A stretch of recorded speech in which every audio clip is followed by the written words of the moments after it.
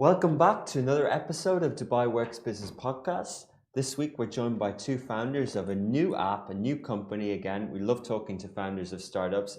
It's called Zywa. They'll correct me. On my right, it's Alok.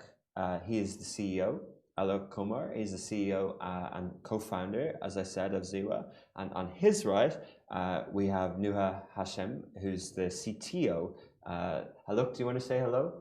Hey guys. So we can hear you on the podcast. And Noah? Hi. Well, obviously they've got a female and a male voice, so that's an easy one. Right. A payment card, an app for teens that helps with managing, saving and spending their finances. Very interesting. So Noah is the female founder in the fintech industry in the region.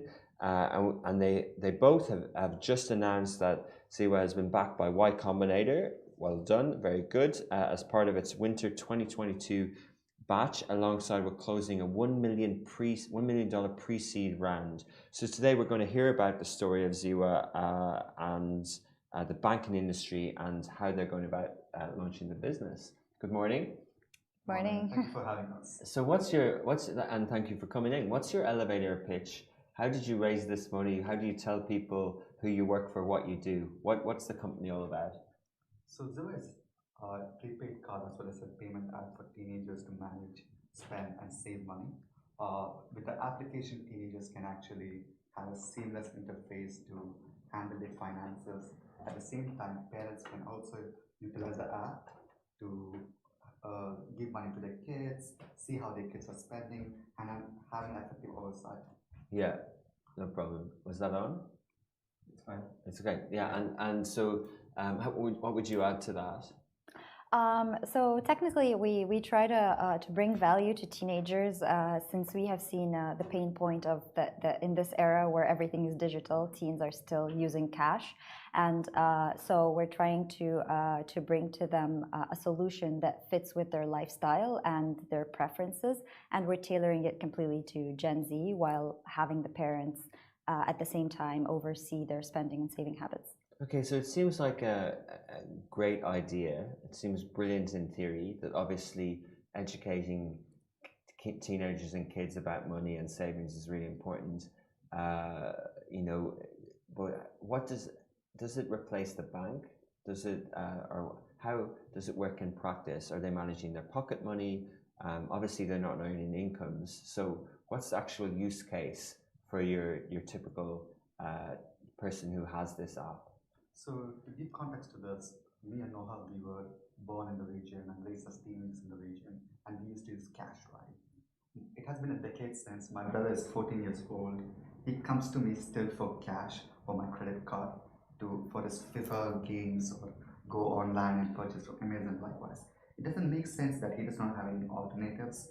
He goes to the local banks, try to open an account for them. They have a set of rules which prohibits him essentially to have a seamless experience, and that's what we are bridging the gap. We are coming over here by giving them an application which they would love to use. Think about it. They're digital natives, but they don't have a solution in the market yet, and we are bridging that gap by giving them an app. Okay, so let's run with that then. So your 14-year-old brother, he wants to buy one of those games. I pretend I know what it was, and you have to give him 200 dirham. How does that work? Do you transfer it? Say you're his parent or you're his older brother, you deposit money into your Zywa app, you transfer it into his account, and then is he able to make a transaction via the app? So as a guardian or a parent, you can actually load money from your bank account to the application, and then you could transfer to your kid. The teenager can then use that money on his account through a virtual card or a physical card to pay online or offline. That's how essentially works. So it works as a pre-top up. So it's not a debit card or a credit card, it's a prepaid card. Yeah. And do you have a physical card and an app as well? We have a physical card, a virtual card, as well as an application to manage money. Okay, and so, but can I make a payment via the app? Can I transfer, if I'm a 14-year-old, do I use the app to pay, or it needs to be a digital? Essentially, it's how you go online and pay with your bank account for Amazon purchase and likewise. So you pay with Apple Pay, or you actually enter your card details into the cart, and you can do it. So Okay. think about it like a bank account for you. I get it. Translate it to your No kids. problem. So you have a typical, the 14-year-old will have a Zywa card number, which works like I would enter my card details and they can make the payment. Amazing. Exactly. Sounds great. Yeah. Okay, simple, done, finished. So the backstory, so other than having that insight into your upbringing in this region, you know, do you know much about the fintech industry, both of you? What have you studied, or how have you met? How have you come up with this business?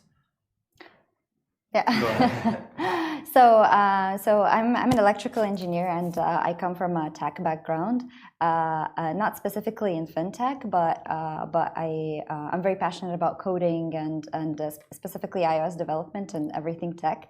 And I was doing my PhD in the US, and Alok and I had known each other for almost 8 years, and we've been friends since then. And so he contacted me, and he'd had experience with management consulting in relation with the financial industry. And if you would like to talk more about that.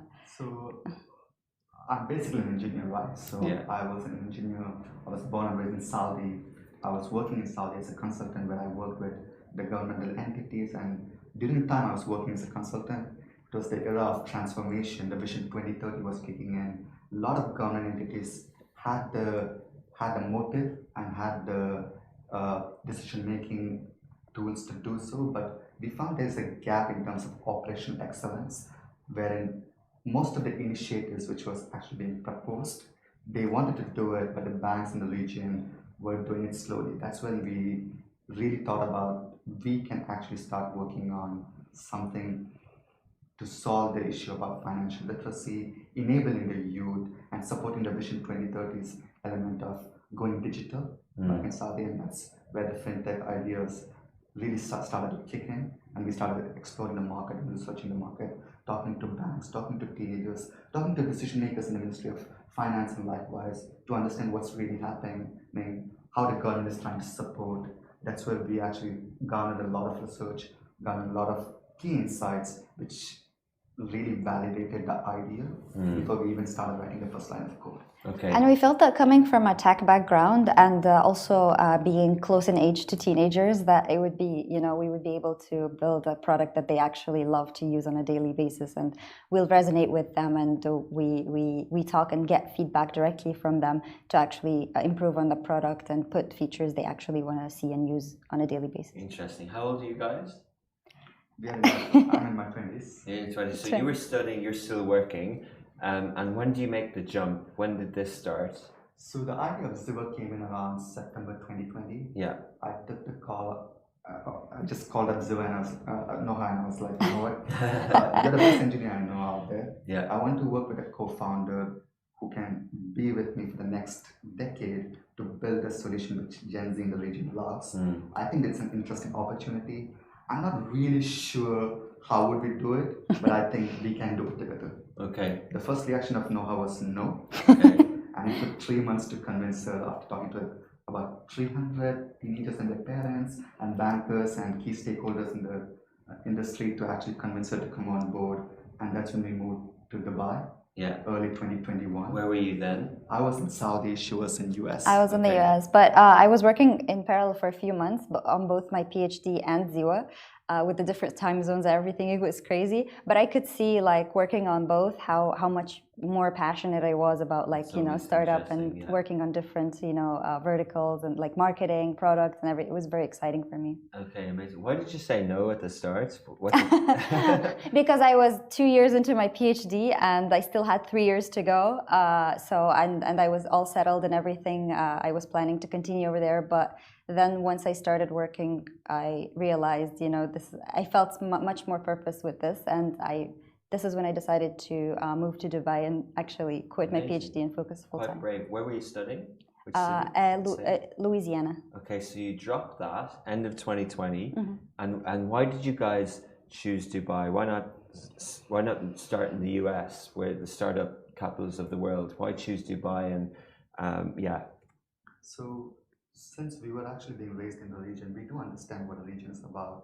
And Nuha, being from Egypt, she knows really the Egyptian market. She has been there. When I was in Saudi, we see the local the teenagers out there who are actually having a struggle. So we wanted to actually bridge the problem in this market because we know the market well, we resonate with the audience, and we had a firm conviction that we could build a product which the Gen Z in the region can love. And that's what was the trigger to start working on this. And when we looked abroad in other markets, there were similar solutions being done, and they were being localized towards those markets. So there are unicorns in US, Europe, Asian markets who are doing similar solutions. We wanted to bring the best practices to the region, localize it, and we knew that we could deliver it because we were close to the teenage segment. We went through the struggle. We personally experienced it. Working in the fintech industry, we knew that what it meant to deliver a solution which can be done. Okay, amazing. So timeline-wise, by the end of 2020, you've decided this is what you're going to do. You're going to leave your PhD. You've worked through the process. What was the next stage? When did the name come? Early? That's an interesting question.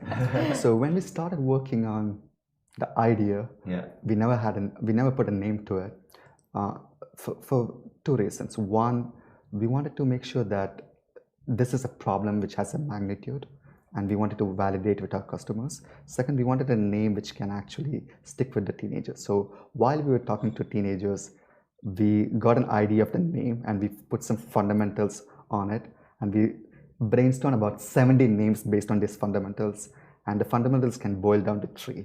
Nuha, you want to? Yeah, so the main things the explaining what Zywa means, the first thing is that it's actually an Arabic word that from traditional Arabic that means enlightenment, which aligned very well with our vision.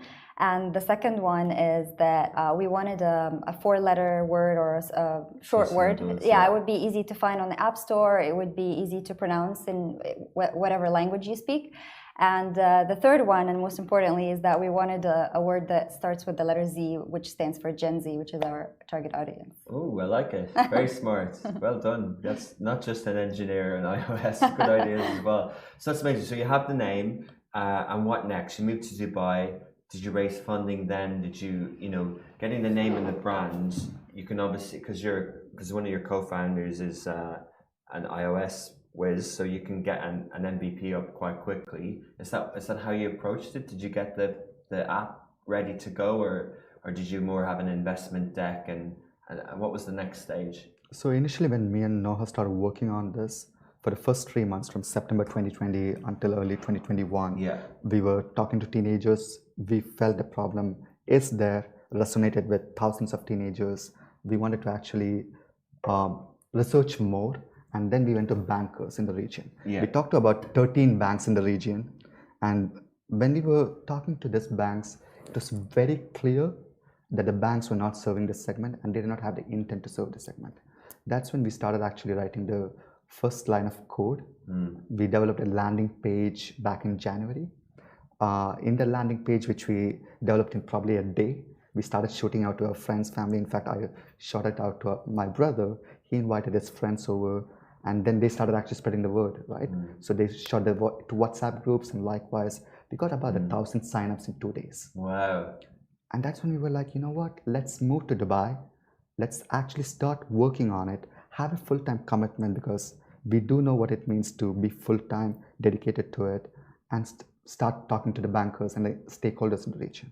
We moved to Dubai a year back, around April, and we started writing the app. We bootstrapped initially before bringing on board any investors, because in the early days, it was very important to founders to have enough skin in the game, and we were actually trying to commit ourselves so that we have enough motivation to make sure that the initial idea is validated before bringing an external stakeholder. And one of the most important things for us was actually having our whole tech in-house and having our own team, for the whole tech, the whole architecture, because this allows us to move fast and be flexible. Whatever features need to be added, whatever tech needs to be tweaked, we can do that super fast, and our team is like working around the clock for that. Totally. I think that's the edge, isn't it? Localizing isn't just changing the Arabic or setting up socials in the region or licensing. Localizing means what you just said. You have to be able to put features and develop things that fit the youth. In your case, people are using it. But what I also like is how you almost sort of crowdsource the idea with how many, you mentioned a few times with how much you spoke to young people, hundreds of young people. You sent it to your brother, who's a 14-year-old who's almost an ambassador, who then gets the initial people on board. So it's the perfect sort of incubation of let's get real feedback. It's that kind of real-time beta product, isn't it? So every time you release something, you're not sort of like going to people your age, like it's actually the real end users are sort of the first people who see those updates. Exactly, yeah. And we actually, we're not just, like building a service or an app for them. We're building a community. So we communicate with them on different channels, and we have a group where they can come and actually give us feedback, like the teens themselves, the users. And is that a WhatsApp group or a Discord? Discord. There we go. You got it. Very Gen Z, yeah. Yeah, and also we have a lot of like physical events where we go and meet and talk to them, and we found that when we do that, we actually get more quality users who vouch for us. They're the ones who are like marketing for us on their social media, wearing Zywa merch and taking photos and videos. Yeah, brilliant. So okay, so you're in Dubai, you've coded it, you've got people signing up. How do you, and you mentioned sort of kind of holding on to control before you raise money. How do you look at the raise piece? Because it's interesting that you talked about Saudi and Egypt as well. Like it's hot at the moment, right? Like every day on Smashy, we're announcing a new press release or an update about fintech. I'm like, where is all the money coming from? But there's just so much ideas and there's so much energy around fintech in the region. It's almost like a fintech region at the moment. So you had loads of people queuing up to invest, or how did it go? So when we were actually starting to go full-time into Zywa, one of the key principles we had when it comes to raising funds was whoever we bring to the cap table, we wanted to make sure that this investor could add strategic value in terms of product. So that strategic capital was one of our core essence. So what we did is we went to Crunchbase, shortlisted about 400 to 450 investors who were entrepreneurs,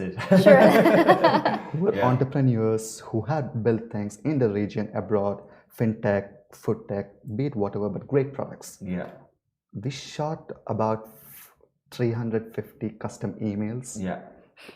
Of like tailored to them, saying how it can resonate with them, how they should come on board, engage with the idea, how we could have a mutual collaboration. Likewise, about 188 of them rejected us. It was a pass. Yeah. We got a 189th investor who's an entrepreneur, a successful, who got bought out, and likewise, and he immediately had that buy-in, right? He was like, I love this. I know what you guys are building. It makes sense. Who is he from? He's from the region. Oh, wow. He's an entrepreneur in the region. He built one of the really successful tech startups in the region. We were super proud to bring him on board because we knew that he could add a lot of value in terms of product, in terms of decisions to do so, because we are young founders. We wanted to make sure that the product which we built for Gen Z is something which they love, and why make mistakes which others have made when we could actually make new mistakes by bringing in experts and build a good product. Amazing. So that again, it shows how you're doing things organically and with your research, whether it's speaking to 300 people, approaching 300 or 400 investors. Did you only get one interest? Was it only one person out of all those who you long listed on Crunchbase? So the first interest came in back in March 2021. Yeah. Ever since it was like a exponential curve, we had more and more interest, and we had the luxury to pick the right investors who made a lot of sense to us. We were trying to bring in a lot of strategic angels early on because we knew that when we were raising check size under $1 million,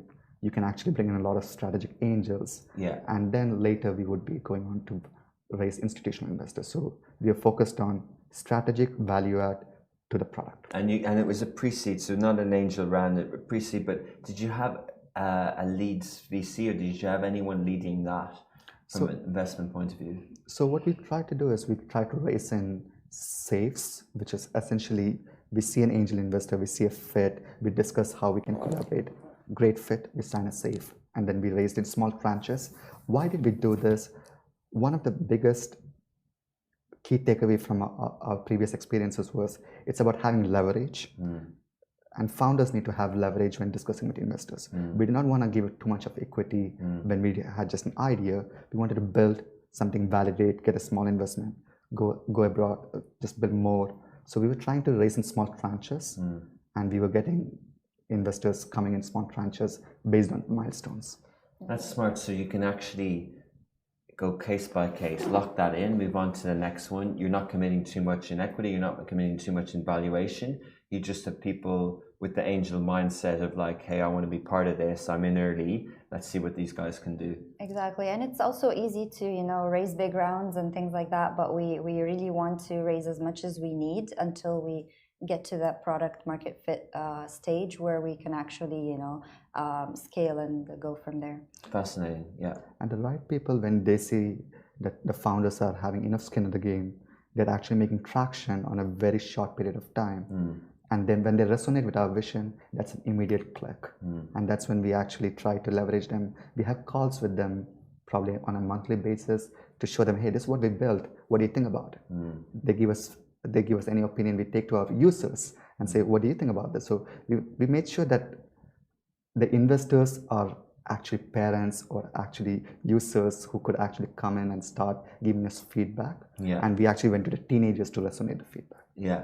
Okay, amazing. I do want to fast forward to today, but before we get there, I'm not talking necessarily about the fintech or industry in the region or banking, but just from your point of view, what did you have to do? What is this? Is this a financial institution? Is this a bank? Are you holding cash? Are you holding first-party data? What type of licensing did you have to do between April 2021 and now? How were you regulated? You're in Dubai. Are you in DIFC? What did you do in that space? So from April 2021 onwards, we partnered with key stakeholders like banks or regulated entities. We brought in schemes who can actually support us, and the schemes were having discussions on behalf of us, and we were able to have a partner in Egypt, have a partner in UAE who is already regulated, and we are collaborating with them to acquire users and leverage their existing institution and infrastructure to issue cards. So they store the value while we act as an interface for the users. For the users, we are the entire, let's call it the experience, the payment app, but it's powered by the local banks which we have in UAE and Egypt as I speak with you. We discussed with about 3 banks. We finalized 2 of them in each market, and as I speak with you, our beta is already live. We are planning to go live with the full version in a few weeks and as a soft launch, and in this summer we'll have the live app and issue the first card. Okay, amazing. So I like that approach because it's always good to be backed by a regulated financial institution, yet being your standalone product and not being exclusive to one, so it's a separate company. But then I assume that also helped with acquisition because they can offer this product to their existing adults, guardian typical bank account holders. Is that what happened? Is that what they're going to do as part of the partnership? Yeah, for sure. So the parents from these specific banks, they're able to connect to our app. Not specifically with our partners. They can have their own, like we're bank agnostic, so they can connect whatever bank account or credit or debit card they have to the account to load the money into the app. Okay. And one important thing which we prioritized over was the go-to-market. We wanted to make sure that we are not going to the market in 24 months or 30 months. We wanted to go to the market as soon as possible with an MVP product. That's why we got on top of many partnerships. The idea is to launch the MVP, to scale it up and reach the product market fit, add additional licenses which will help us to offer more value-add services to our user segment. Okay, so often when you're building an app or a marketplace or a utility, it kind of needs 2 parts, 2 entities or customers or people to come together. Whether it's the company or the institution and then the user. It seems like in your case you need 3. You need the guardian to have the app, you need the kid to have the app, and then you also need the financial institution. Is that is that accurate, and is that more complicated to have three people to buy into something before it works? So the way we see it, it is in fact two stakeholders. So one is the regulators, the banking institution, the schemes. The second is the teenagers themselves. Our thesis is if you focus on teenagers, they becoming ambassadors to have onboarding, to have their parents onboarded, and that's the approach we are focusing with. That's very smart. In fact, so right now, even the teens we have onboarded into our beta app, before they finish their sign up, they have to invite their parents. So their parents are also over there. So the teens bring the parents in. Yeah, exactly. And it's just you're tapping into it, like human nature and behavior of kids asking their parents for something rather than the other way around. So I want to play Roblox, I want to play Fortnite, I want you to top up here's the app, this is how you do it. Yeah. Exactly. And for the parents, it's also super convenient for them because they don't have to think, like they can even automate the allowances to their kids every month. They can just forget about it. They can just put it in there, top up their wallet, and it just transfers automatically. Okay, so speaking of kids, like do they obviously need to have a smartphone? You're on iOS, obviously, I assume. Are you on Android now as well? We're releasing soon on Android. But they have to have a smartphone. What's the penetration of smartphones in your age group would be what, 13 to 19, or do you go younger? 13 to 21, as we speak. In fact, most of them are already digital natives. Yeah. They're on TikToks and Snapchats and likewise. So that was never a challenge. We focused on iOS apps because initially we thought the fastest MVP was too good for iOS and teenagers use iOS. At the same time, we built a Play Store app and we are planning to release in a few days. Yeah, the use of iPhones in the region is much higher than Android phones. And our audience, they love iPhones and they're already on iPhone 13 or likewise. Yeah. And then I'm on my iPhone 10. So yeah, they're ahead in every way. Yeah. So okay, so you've got the kids on board. Do you have to? Is there any other regulation as well as having the partner? Is there anything else you need to consider when you're creating a product for that age group? I know in marketing it's hard to get into schools. It's hard to is there any other, especially with finance, right? Because you don't want to create bad habits around money with people of that age. So who's governing you, and how do you sort of enter that demographic? So if you look at the macro in the Middle East and North African market, you're talking about north of 570 million population, about in 20 countries with 20 different regulators. So it's a really fragmented market. Each market has its own regulators. So it's really hard to build an experience which can cover the entire market, and you need to go case by case. For that reason alone, we started focusing initially on UAE as well as Egypt and Saudi Arabia. We believe these are the three markets which is our target market for the next 3 years. And these three markets, we already had key stakeholders. For example, in Saudi, we brought in an advisor who could actually help us with the banking regulators as well as the central bank. In UAE, what we did is we already spoken with certain schemes to bring in the banks to us. In Egypt also, we already brought in some banks to us. We were going through the bank route to talk to the central bank and bring the solution fastest to the market because it's really hard to do it alone. And we try to gather in as many resources as we can to get the product live. Yeah. So that's a nice segue into what I guess a big question, which I was holding off asking, is why aren't they already doing this? Well, they're the big institutions talk about digital banking in this region, particularly. They like to launch their own versions of this rather than startups happening. Why is there an opportunity for Zywa to do it? Why isn't this already ticked off? I'm a customer with HSBC or Emirates NBD or whoever, and I go in and I've got someone I want to give money to. Why isn't there already an app that I can transfer money as a guardian to someone younger? Some of the banks in the region already experimented it and have an application and a card, but the target audience you're talking about, their needs are changing and they have a different set of expectation when it comes to user experience. Most of the banks are not able to deliver because think about it. You're serving the SMEs, you're serving the ultra high net worth individuals, you're serving the millennials, you have a huge array of market which you can serve better compared to the ROI when you serve these teenagers who does not have an income, who are relying on their parents. So for the banks, from a vision level, it does not make sense to have that OPEX invested into this segment in terms of an ROI.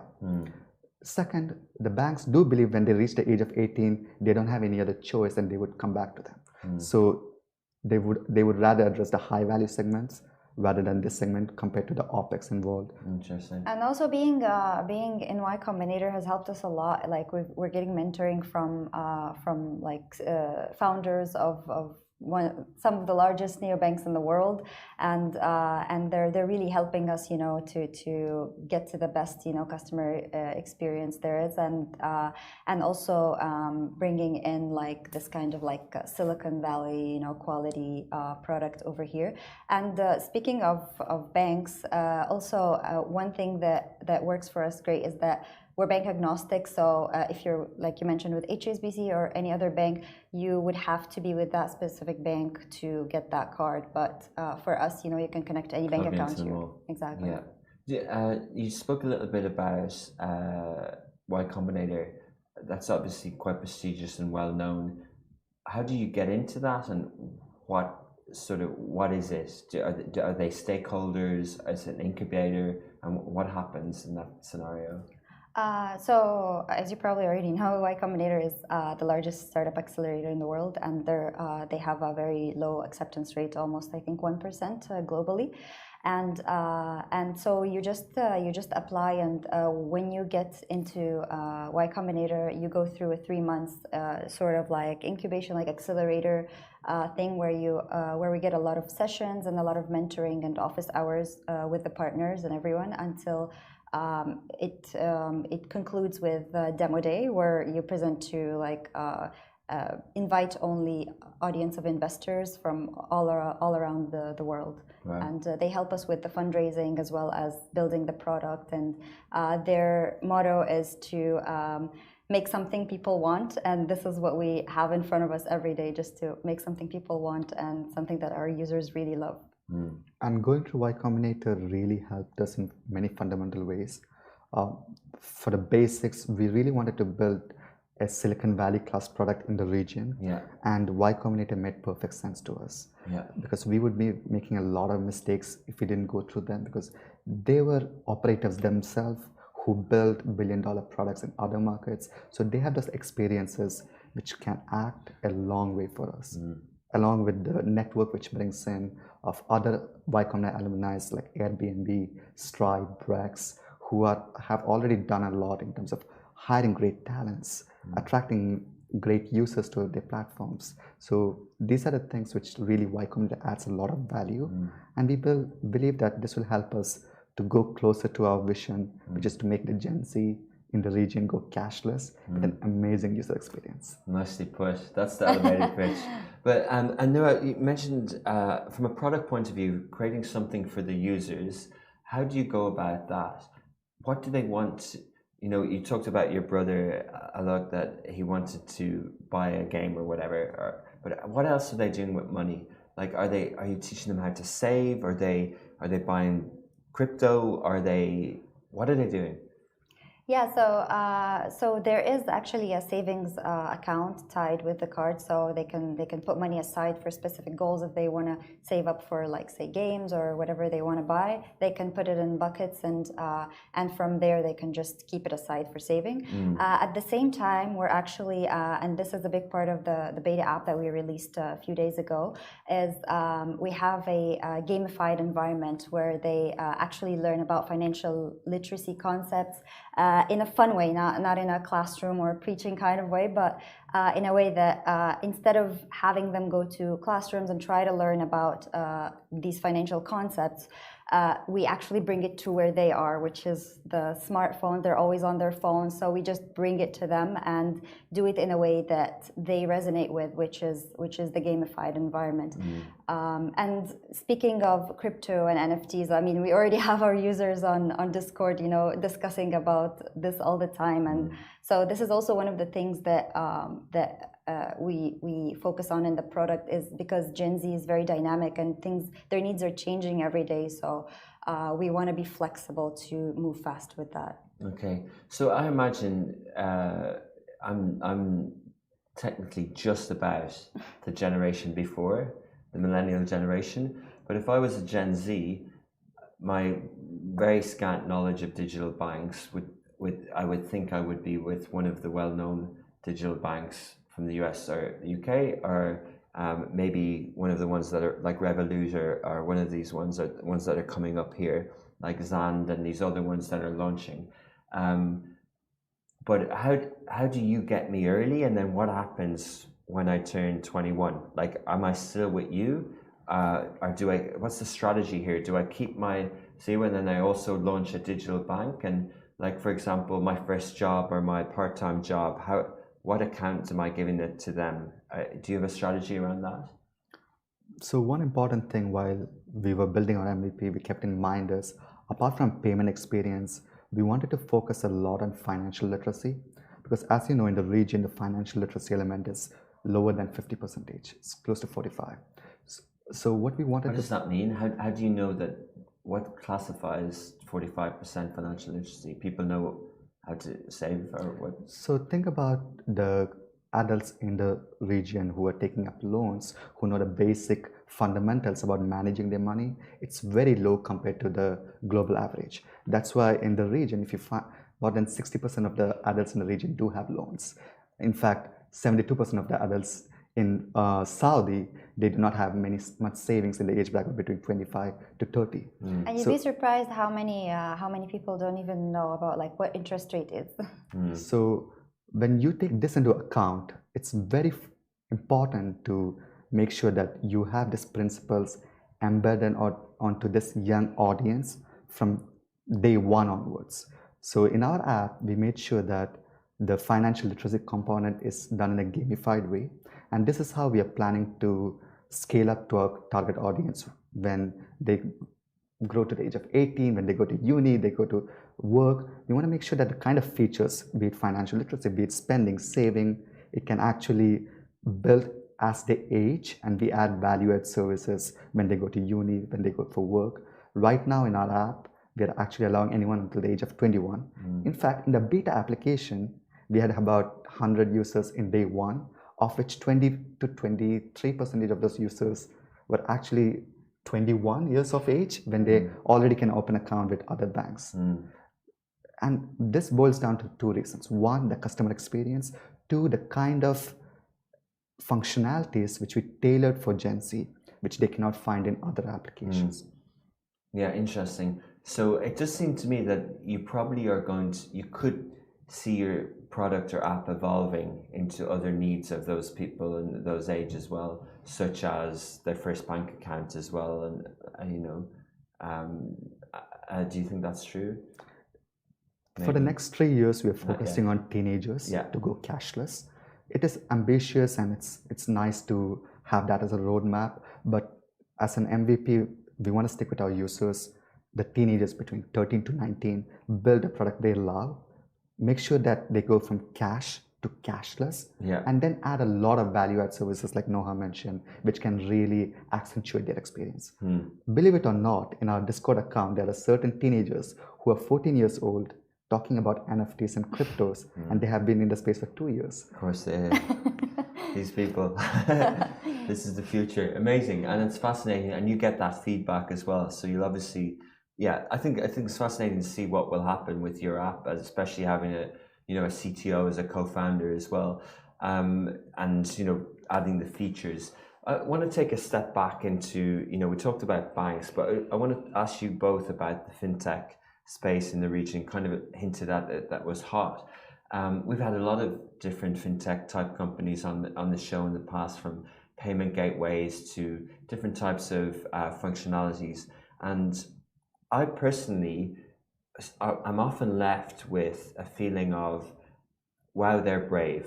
They're brave people, because it seems like an industry that, yes, you can come up with something niche, but if the big player does something, if Apple partners with Stripe, or if Facebook Messenger offer, payment transfer, it's game over. Like, it's obviously not as simple as that, but it just seems to me as such a risk to try and go in there when all the big boys need to do is go bang, and go, all right, if Visa or MasterCard or one of the big banks get their game together. I was going to say get their shit together, but like if they do, then it's kind of like and when I kind of think of that, I go, well, I'm in media and I invest in some media companies, and it could be the same thing. Why are you investing in a small startup company? Why wouldn't Spotify just eat that? So I kind of get that, but like, do you not feel like if someone, what if Apple just launched a card, like Apple have Apple Pay? What if Apple something? Excuse me, like Zywa, what will happen then? They all have iPhones.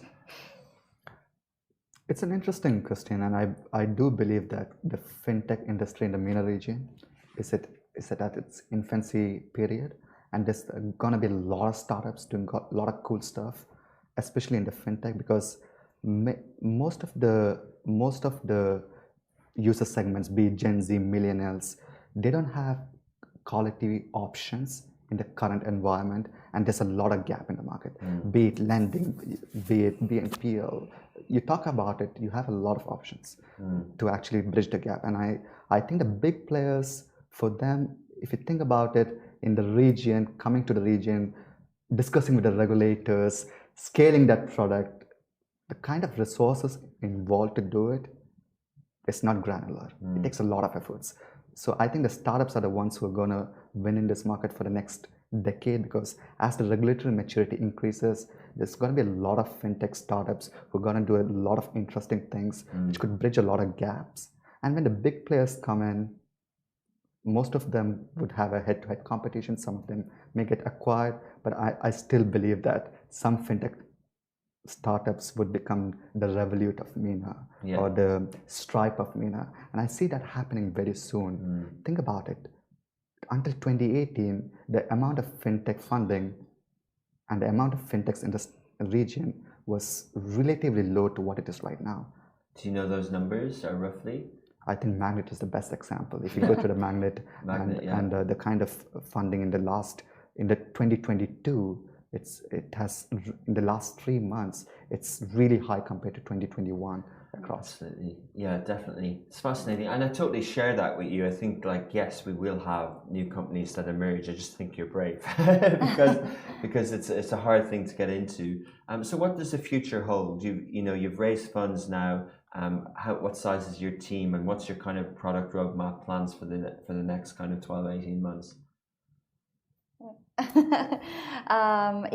So right now our team is about seven members, including us. And are they all based here in an office in Dubai, or are they remote?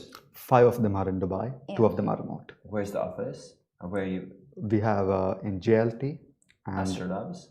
No. You have an office? Yeah. But you license it under DMCC? And we have one in DIFC also, which is a co-working space. Yeah. So that's our 2 offices. Yeah. And our 5-member team is spread throughout the 2 offices. Yeah, exactly.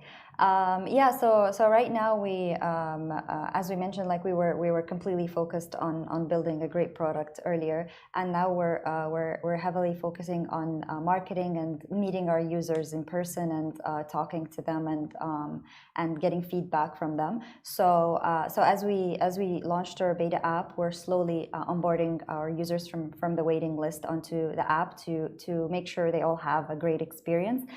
So we incorporate the feedback as we go, and after that, as Alok mentioned, in a few weeks we'll have our soft launch, after which we will be rolling out with the cards.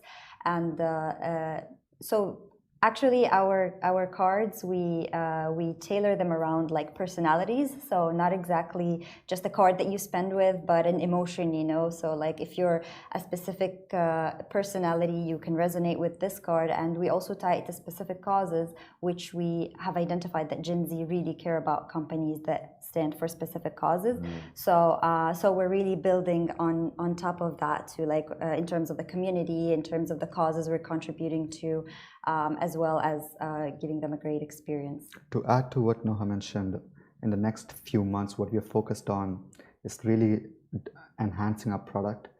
First, getting the first 100 customers who love you, then the first 1,000 customers who love you, and try to iterate the product with their feedback and likewise. Because we believe this is the way you actually build that organic base who would love you, who would actually find fellow teenagers in our community. The reason why teenagers come to Zywa should not be for just the app or the card, but finding fellow like-minded teenagers who resonate with their values, who resonate with their ideas, who can collaborate with them. We're trying to create that kind of teenage club, wherein the Zywa club comes in, where teenagers or like-minded teenagers That's come. the name of the Instagram channel, yeah, Zywa Club. So And it's also, a community. yeah, exactly. And also, when you see that users are like bringing feedback or issues they're having and things like that into the community, instead of like just deleting the app and leaving, and they're still using it, you know that they actually love the product and they want to stick around. Yeah. In fact, from our Discord, we already got 3 interns Yeah. who volunteered. We are like, can we intern for you? Can we manage your Discord account? Can we actually manage your Instagram account? Yeah. So, and they are actually creating content for us on a daily basis. Wow. So they are the ones who are ambassadors,